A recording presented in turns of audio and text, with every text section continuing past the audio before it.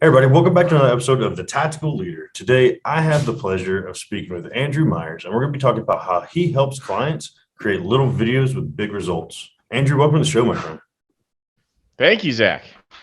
Man, I'm super excited about bringing you on. It's always fun to speak with another veteran, somebody that kind of gets the world in the same capacity that I get. And I really want to give the audience an opportunity to learn a little bit more about you, where you began in a very interesting sales and marketing at 16 years old, selling toys door to door.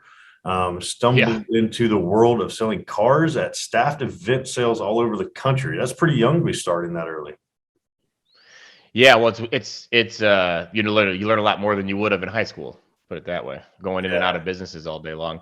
But yeah, no, I like, obviously I'll always love talking to veterans, but it's always great when you've had two sort of unconnected things in common with somebody. And entrepreneurs, veterans is a funny batch of people, you know what I mean? We approach those problems very uniquely. And then there's also entrepreneurs that sold toys door to door, which is another very interesting cross section of approaches that it's always fun talking to those people too. Yeah, man, and really, you didn't stop there. I mean, you still, that was really the foundational piece of it. But really, in 2008, you really started exploring a passion for making videos, and you started a nationally recognized custom video studio with your brother in the heart of Seattle. And that's kind of where what we're really going to be unpacking and talking about today is creating little videos with that really big impact. And I mean, I love that you really draw a lot of your military experience, kind of similar to I do. You know, those rules, those things we learned on the battlefield and into the boardroom. You're a military paratrooper. I mean, you did like all the fun stuff where video would make it all look cool. So it's kind of makes sense that you would get some pretty good videos going. Well, we started off making the very high end videos, 2-minute videos, walk around. I mean, the stuff we made was mostly for the automotive industry. And what was unique is that we knew how to sell. And a lot of people who make videos, everything is like a music video. It's just pan, sweep, cut shot, play with the colors. And everybody's making that same thing. But, video in the form of visuals is not a very good sales tool. What makes it good is literally just having a salesperson speak and do what they would do if they were in front of you. And so we started to realize, we've got $1 million worth of bills every year and 12 people on our team at one point, that, oh crap, these super highly, designed and created graphics and music and all this stuff, that when I put this in front of a customer, like in their sales flow, like on Facebook or something like that, they get beat every time by just Joe Schmo with a cell phone jammed in his face. And when you got $1 million invested, that's not a thing you want to learn. That is not information I was receptive to. So we had to we realized right then, man, we need to pivot, and we sort of stopped being a video production outfit and started becoming a Facebook business development agency, where the unique thing that we brought was an ability to create shorthand content. So most of my competitors or contemporaries, they'll get a client and that client will give them $5,000 and they'll oh yeah, and then they'll make one asset for them and then they'll just shoot it out to the world, and then that's not really sales or marketing. You know what I mean? That's not really how it works. So we would just create these little situational videos based on what day it was, what product the person was looking at on the website, whether or not they had clicked on my last ad. Hey man, why did you skip me? What's going on? And we created more of like a flow that would create sort of like an ad bot. You know how a chat bot works. Your response cues the next response. So this is like an ad bot where based on what somebody did, then this next action would take place. And it takes place over, a 2-week cycle or a month-long cycle. So it allows you to kind of develop a conversation. And so, yeah, video just became our secret weapon as marketers, as a regular old agency. But a lot of people have a difficult time keeping up with us because they don't have the ability to put the content together. So yeah, the course you mentioned, this is our new endeavor, Little Videos, Big Results, is actually a course for business owners that shows them how to pull that cell phone out of their pocket and handle all the framing, lighting, the sound, and really just simplify what it means to make a video, whether that's for, to reach out to a lead, to use as an ad, to put in an email, to have be an autoresponder. There's all these places in a business that need a video. And a lot of times, people are not investigating how much potential is behind those ideas, because for them, making a bunch of videos is just, I don't know how to do that, or I hate the way I look, or not with my nose. You know what I mean? And so it really helps them sort of overcome what that is and give them the tools they need to make good content. And then it has some coaching in the beginning about what videos are right for your business. We sort of take them through the worksheets that are in the training, and then some coaching at the end to go, well, how do your videos look? You know, do they suck? Which they always do. That's part of the process. That's how it's supposed to go. You know, I'm an artillery guy, so we go with them and make those little adjustments to get them on target. You're never supposed to hit on the first volley, right?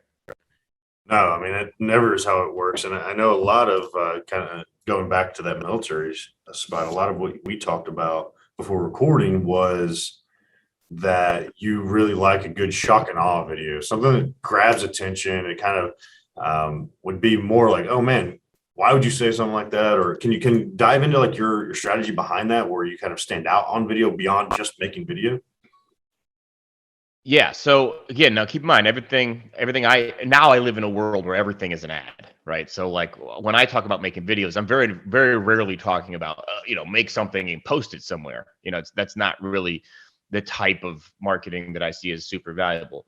But to your point, what we do, and I've talked to clients from all kinds of industries, and almost all of them spend all their money and their time on identifying their audience. So if you're selling a board game that you made, finding out, hey, I made That's What She Said, and you can buy it, and this is how the game works. That's a pretty effective ad, you know, but because it's simple and you can just talk to them right at eye level, you know.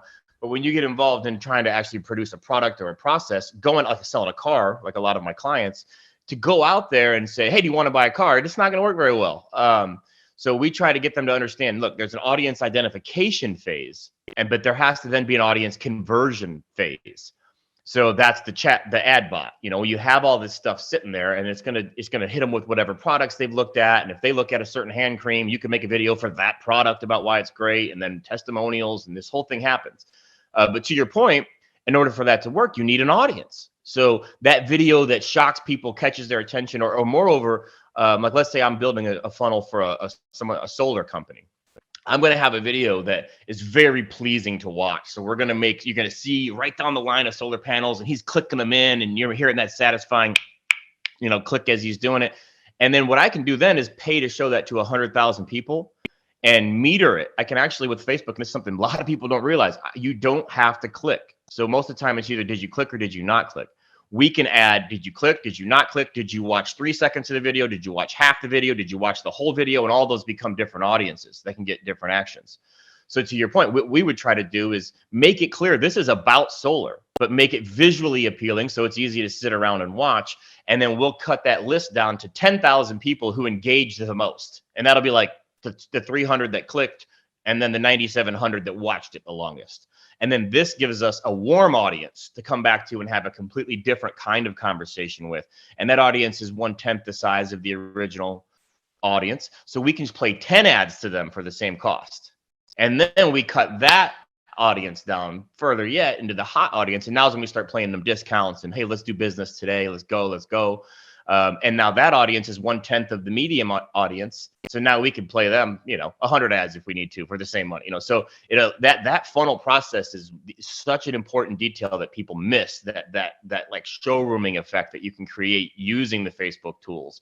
And it all sits up at the front. It all starts with, you know, a good eye-catching video, like you said, the shock and awe, that gets somebody to separate themselves from the herd. And hey man, why are you watching?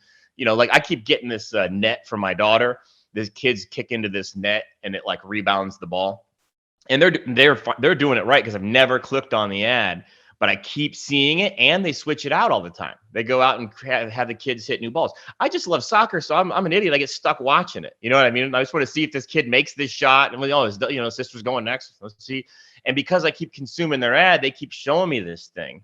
And I mean, I've been doing this dance with them for 3 months now, and I swear I was this close to actually buying that damn net last night. You know, so it allows you to build and generate an audience and go, why are you interested? You're not saying yes, but you're not saying no either, homie. So like, what are we doing here? You know, and you can hit them with different offers, put the product in a different light.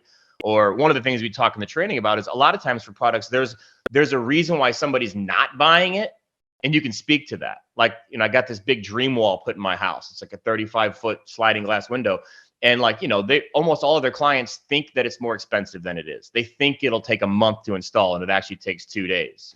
They think that it'll lower the value of the house, actually raises the value of the house. So like most products, like that goal thing, I mean, I think that I don't know how to install it. It seems like it needs to be anchored. Maybe it doesn't. So they could speak right to that, and then bam, the reason I'm not buying it would evaporate. So yeah, that's super important to have that eye-catching video at the front to go, hey man, you seem like you might be a maybe on my product. I'm going to carry this conversation on with you. And so it's marketing by reduction rather than including everybody. We're it's like a bonsai tree. We're shaving away the things that we don't want to create the prospect that we do.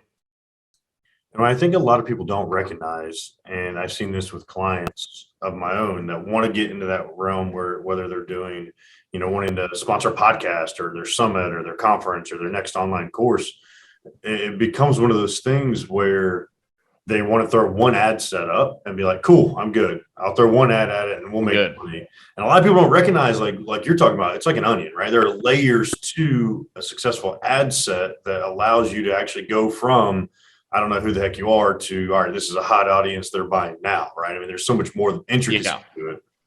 Well, imagine you get out of your car at a Toyota store, and you meet this guy and he goes, hey, I'm Eric, and we have some great specials today on the Tundra. And you go, well, actually, I'm here to buy a minivan. I'm looking at these three. This is my price point. And he goes, great. And APR is only 3% on the Tundra. And you're like, what? Are you broken? Like, how, what, this is not a sales process. And for anyone who's ever been in sales, they understand that sales is about getting information from the customer and then effectively using that particular information back to them. So like, I'm telling you a funny story here. So I had this guy one time tell me that I was selling toys door to door. And I started to understand that I needed to get a prompt from people in order to use that back to them like we're talking about. And the guy said, hit me with the whole, sell me this pen. And the pen was squishy and it had, had a squishy tip on it. And then it was a click pen. And so, he wanted me to start talking. And I said, well, before I say anything about this pen, I put it behind my back. I said, let me just ask you, what do you like about pens? What's your favorite pen now? And he goes, oh, it's this one here. And I said, so, do you like pens that are like, that like are clickable? And he goes, yeah. I really like pens that are clickable. He threw me a softball. And I said, oh, great. And then I said, so what about like do you like a firm thing or like more of a cushiony part for your hand? And he realized I kind of can't just throw him two softballs. So he's like, well, I like one that doesn't have the squishy part, like my pen. But so all I have to do now is feed the information he just gave me back to him. So I said, well, I'll tell you what, you're going to love this pen. It's clicky like you like. And I know you don't, your preference is to have a pen. But when you try to write with this, he goes, all right. Because he understood I broke the game. I'm not selling you a pen. I'm selling a pen to you. And that's very, very different. That's what good, great sales is taking the information that the customer gave you, feeding that back to them, not just some preconditioned pitch. So if you relate that to, like you said, the one ad set, well, you've got 3 sound bites in there and they have nothing to do with the customer. And now, meanwhile, we know what time of day it is. We know what products they're interested in from pixeling them when they were on our website or in our catalog. We know how old they are. We know whether they're a man or a woman. We know whether or not they have a veteran background. We know if they like dogs, for God's sake. You know what I mean? So to know all of these things about our prospect and not include them in the pitch back to them is criminal. Yeah, and I think that's something that so many people talk about. You have to niche down your audience and you have to really work your way down. And I think a lot of people don't understand like the opportunity cost. They're looking at that, right? They're looking at, well, I have to do so much work and it's so much and it's so much and so much. But realistically, with the agency like yours and really looking into the psychology of a buyer, it's not really going to be that much, right? Like it's not that much work. You just have to put in enough to look at the analytics attached to what's happening and really figuring out what works in your favor in that way, right? But if you drop me off at a dentist, and the dentist is like, man, I really want to build the right kit for my business, and this is really important that he know this. If I'm there as his spokesperson, I'm there with nothing but the cell phone in my pocket, and I can create the entire series he needs in less than 2 hours. I'd go stand by the entrance and I'd do a welcome and I'd walk through the showroom. I'd catch 2 testimonials that were there that day. I would do a special, hey, let's act now. I would do a, hey, let's get it done before the weekend so you can relax this weekend. That would only play on Thursdays and Fridays during the day, right? I would do You get the idea. It's right out of the course. So I would go, okay, here's the kit. You need 12 videos. Once you're up to speed on how to pull your phone out and talk to it, it's not the hardest thing. I mean, you're basically just FaceTiming a prospect in the future. And so you go, hey, what if you knew this about a customer? What would you say to them? And if you don't know what to say to them, then you're probably not in good shape anyways in your business. Most business owners, if I said a mom is standing here, but she's this and that, and she's looked at these two products, they'll know what to say. So, the aim of our course is just to show them how to hold the phone and where to stand so that they can start to have just conversations with prospects. Now, does that prospect exist? Maybe not yet. Maybe he won't be in your funnel or she won't be in your funnel for another 6 months. But if you say people who meet this criteria, people who are both veterans and have looked at this product, and you compare those two, now let me make an ad for veterans that have looked at this product. And it's going to sit in Facebook like a sprung trap and wait for somebody to step on it. And so, yeah, when you really think that way, like you said, it's more daunting to people. It's one of the very few things that the scale of it, when you look at it, you go, wow, that'd be harder. Then you find out that's really not hard at all. You do need to pick up a baseline of skills so that the results are good and you like what you make. But the moment you've picked up just the basics of where to stand for light and how to hold the phone and how to use the framing of the background, and then now that stuff's intuitive. You're not, your mind's not controlling those. You're doing that intuitively. Now you're just standing there talking to a customer. And so you feed yourself a situation. Hey, it's Thursday. What would you tell people to get them to act now and not wait till the weekend? Go, homie, just go, just do it. Just hold the phone out and say that. And then you even using it in the kit with Facebook, it's not hard to set those up. If somebody watches 40% of this video, then put them in this audience, then use this audience with this ad. It's easy, So we've done ads for people who confirmed they were going to an event to say, hey, I know you confirmed the events tomorrow. I mean, you can use it the way you would have used an email outreach back in the day. So yeah, it really is, to your point, it's easy for me, and a business owner should know that it's 2 hours work if they know the skills. But at the end of the day, they might not value why they need the skills appropriately. So a big part of our job in the course and as leaders is to try to show people that the juice is worth the squeeze. If you are, I've had people tell me I'm not a video guy, and I go, well, what if I gave you a 50? Would you make a video then? They go, oh, hell yeah. Okay. So this has nothing to do with you being a video guy. It's that you don't believe the juice is worth the squeeze. So business owners have to start there and assess, these are areas where my business needs a video. People are emailing me and I'm not auto responding. People are hitting my products and I'm not inviting them back to buy the products. People are, on my website and there's nothing there for them to see. I've got happy customers everywhere. I've never filmed a testimonial. So a lot of those things, they don't seem like problems because they don't realize how much juice they're leaving behind. And when you start with why I need the product and what difference it'll make in my business, then the bar to clear where you just pull your phone out and talk at it, it doesn't seem as high. I think a lot of that kind of boils down to a principle that you believe in. And you actually had your first company that you built and then sold follows this principle. And it was called What's Next Media, but you really focus on what's next as a principle to kind of break down those paralyzing pieces like the analysis paralysis, right? And especially in the business ownership, there's like so much happening. It's like, oh man, that's going to take 6 hours, when in reality, once you understand it's only going to take an hour and a half, you'll actually knock it out, right? Because it's more revenue producing. Yep. Can you unpack that a little bit more for us? So, it kind of exists in two parts. The first part is don't let something become a 6-hour task. Don't say I got to do all the laundry today. That's actually 5 independent tasks tied together by a common goal at the end, clean laundry. But you actually have to round it up off the floor. You've got to get it in the basket. You've got to get the baskets over by the thing. You got to have a folding station because as it comes out, you have to fold it. So part of it is unpack literally your one big thing into 45 little things. That's the first part of it.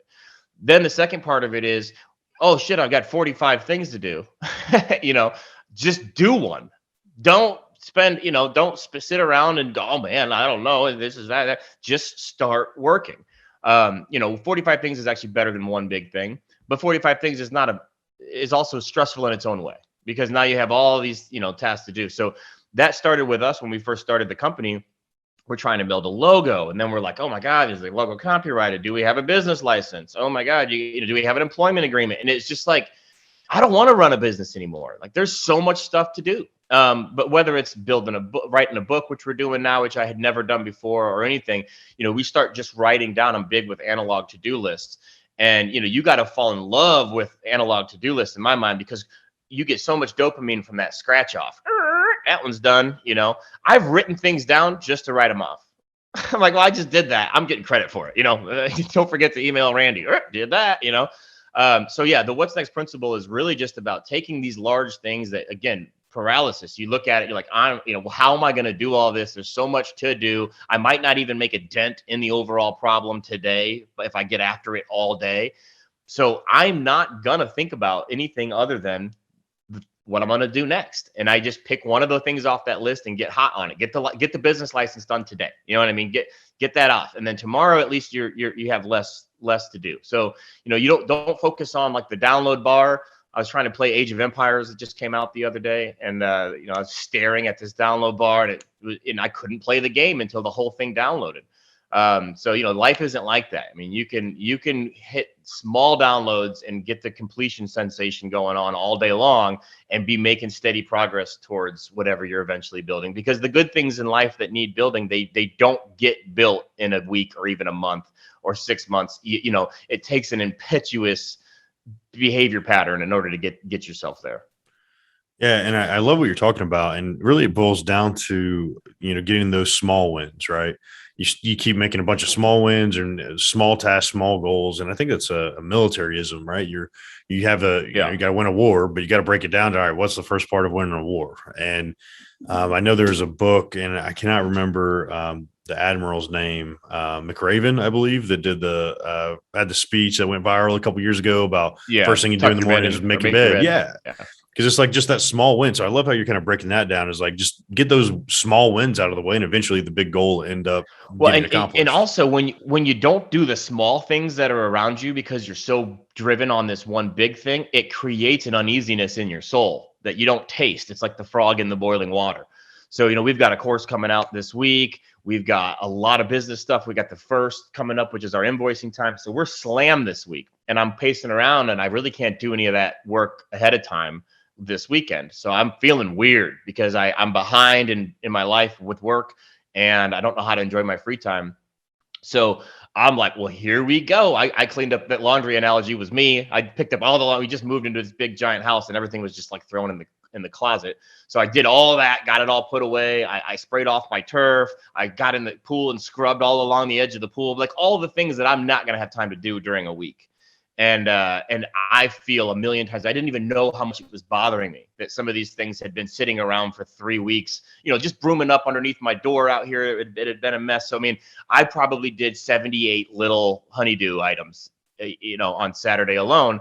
And I woke up on Sunday, the house is clean. No, I hadn't mopped the floor in a while. They got these big wood floors, and and I feel like I'm ready to absolutely murder the work week now, because I'm not dragging around this baggage of things that are undone. So, make sure that you have different download bars going on in your life, personal, relationship, work, and that you're advancing the ball on all those downloads a little at a time, and not letting the machine sit on Age of Empires for 3 weeks and nothing else in your life is getting done,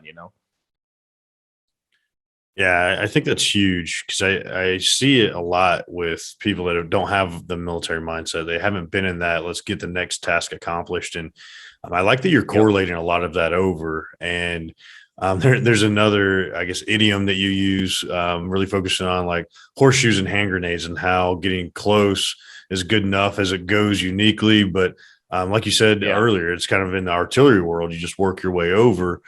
And one thing that I've kind of started saying a little bit in that regard to overcome this paralysis is, instead of what we know of like ready, aim, fire, ready, fire, aim, take your shot and then start pivoting a little bit. And I think COVID is a perfect example of how people didn't do that. They weren't ready to pivot those small adjustments until they found what worked. But it sounds like you've got that pretty nailed down.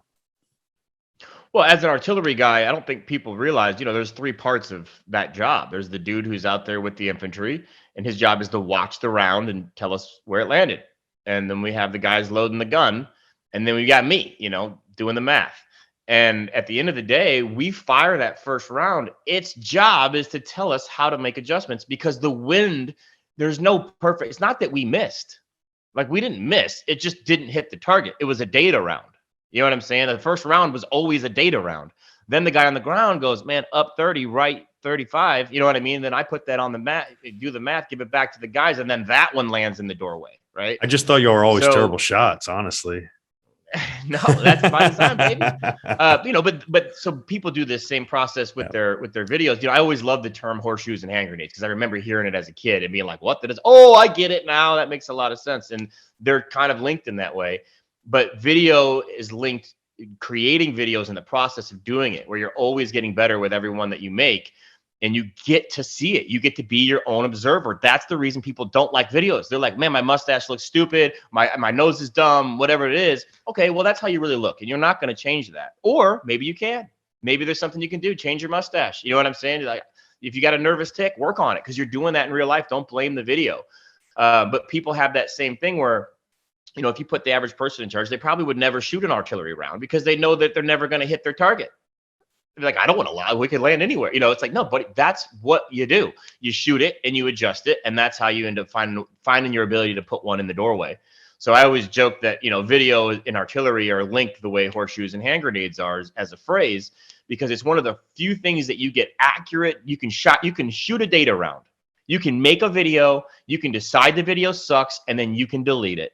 You don't have to send it to anybody. It doesn't have to have any consequence behind it. And you can clean up your framing. You can clean up what you're, hey, I don't like the way this looks. Why does it look that way? Can I change that? Should I change my background? Is the light the problem? Whatever. And you get all the data you need to make an adjustment. So we always tell our students who we're training in the course, like, the idea that the first one isn't the way you wanted it is by design. That's not a mistake. That's built into the sauce. That's how it's supposed to be. And you making those mistakes and adjustments are how you're going to find your style eventually, whatever it is that you do that's a little different than what everyone else is doing. So lean in on that and also understand in doing that the more shots you take, the more data you get, and the more adjustments you make, the more accurate the next shot will always be. So get your reps in, make a video 50 times if you have to. Make 50 videos for the hell of it. Like we tell people in the course, if you feel weird doing your business because it's like too final and you're not nailing it, just take one of our template guides for somebody else's business. Pretend you're Janet and now you own a veterinary studio, you know what I'm saying? And just do Janet's videos, but do a damn video. Get out there, point that thing at yourself and talk. And if you have to put yourself in the position of, I'm not me, I'm somebody else in order to get over the exercise of it, fine. Put a wig on, pretend you're Queen Elsa, sell ice. But get out there and get in front of the camera and get used to, taking your lumps and making your adjustments. Yeah, I'm laughing in the background because that's really what it is, man. Like if you go back and listen, I think you're going to be when this releases, it'll be around episode 250 or so. Go back and listen to episode 1 and tell me how god awful it was, because it's exactly what you're saying. You polish it as you go, and I think a lot of this is so fascinating to me. I had a professional life before I ever joined the military. And it seems like there are a lot of military guys and gals that go from the military into business ownership because of the things we intrinsically learn, from discipline to getting stuff done, from tasking like that. Has there been like a resource that you've loved in the civilian world, whether it's been books, podcasts, a coach, a mentor, something that really helped you shift your mindset away from military into more of this business ownership capacity? Well, I've got a rhino tattooed on my leg. It's the only tattoo I have, and because it's the spirit animal for entrepreneurs. Thick skin, tunnel vision, charge straight ahead. So this has been my life all along. The military was a blip for me to sort of temper my, wild spirit from being out on the road when I was 16. And they didn't really brand me too heavily. I learned a lot, but I'm not one of those guys that's been super shaped by the military, but I paid attention well, and so a lot of my anecdotes and stuff come from the military now. But the number one business piece of business advice is just read Think and Grow Rich. Think and Grow Rich is like the secret got turned into like fart in your hand and right on fairy dust will appear, and if you just think about it enough, you'll get what you want. And that never made sense to anybody, and it kind of got ridiculed. Think and Grow Rich is the recipe version. Here's what ingredients, here's how long to bake it, here's what to do exactly. And I've never met anyone that read Think and Grow Rich and wasn't absolutely changed by it, other than the people that didn't do it. Like when they say, hey, I always say like, hey, well, how's that going? They're like, so pretty good. And I say, which pocket do you, because one of the things I tell you to do is write your goals down, put it in your pocket so that you can have it in front of you all day. Well, I'm like Jedi about this now. I don't even have to write it down. I've learned to just project what I want in front of me, which is even more constant than having it in your pocket. But that ability to drive your attention at something and use your attention like currency is a lot of what the book is about. And so I'll ask people, what pocket did you write your goals down in? And it's a trap, because it'd be like, oh, I didn't do that. So you didn't do the book. Why read a book and then not take the actions that are presented to you in it? So the people that buy into, you know, the process of Think and Grow Rich and go, I'm gonna do this and then make it not work. You know, I'm gonna try to do it exactly the way they say. I'm not gonna modify it. I'm not gonna think that's cute, but it's not for me. You know, which, mind you, I already said I do it my own way, but you know, but you know, I've come through the other side. I started off doing it their way, and then I found a way to, you know, which is always the key for people, right? Do it my way first, and then put your own stuff on it. But yeah, for people who read Think and Grow Rich, it's not really a business book. It's an aspirations book. It's how to transmute your attention into things, into actions, into, you know, things taking place in your life that didn't seem likely before. And to me, that's the sauce. That's the wind beneath my wings, if you will. That with, you know, sort of a military background where we talk a lot about, you know, we have missions, not goals. When we say something's going to happen by a certain date, like, I'll keep everybody up all night if that's what it takes to hit that date. I don't get seen making goals that we don't hit by anyone, not my wife, not my dog, not my clients, anybody. And that spirit, you know, will take you a lot of, you know, and that's an armyism for sure. And that takes you a lot of the way, and just being intentional about what you're going to do, being clear about what would make today a good day, what would make this week a good week, what would make this month a good month, and then driving at that until it's done, because it gives you some satisfaction. It's not just how much you accomplish, it's what it does for you internally to know, I did the right shit today. I got it. I did it. That thing I said in the morning, it'd be great if I could get this done by the day. I did it. I drove through and I did that. And so, yeah, I'm not done. I still have a million problems in front of me and maybe months worth of work. But the thing that would have impressed me this morning is done. Yeah, man, I think that's awesome. And I think it's such a great resource to go and look into, because it makes sense, right? It's plain and simple, right? It's their tactics right there. And I know you've been hustling, you've been doing this a long time, man. You've been in that entrepreneurship world for a long time, went back and served in the military. Obviously, you're putting things out there that are really highlighting your knowledge and giving back into the community. And I'm really curious, man, what's the legacy you're wanting to leave on the world with everything you're doing and everything you've been through? Well, I grew up, you know, my mom hates it when I say I grew up a poor kid. You know, we weren't poor, but money was always a clear and present, you know, issue in our lives. I mean, there was never enough of it, and you know, I didn't like ask my mom for things. So to me, I noticed early on when I was selling toys, you know, we all like to be listened to, and I was like a comedian. I'd talk, and if people laughed, I liked that. But I noticed when you teach somebody how to make money, they listen to you in a way that you'll never get that attention from anybody in your entire life, because it's self-serving. They don't care about you. They're not listening to you so you can tell them a story about your birthday party. It's all about them. And they hang on the next thing you might say when they realize the next thing you might say might make them money, especially a lot of money or financial independence. And so, yeah, the legacy that I guess I want to leave behind is just people knowing that if I tell them it's going to rain, get an umbrella. You know what I mean? If I tell you to expect something to be done, it's going to be done.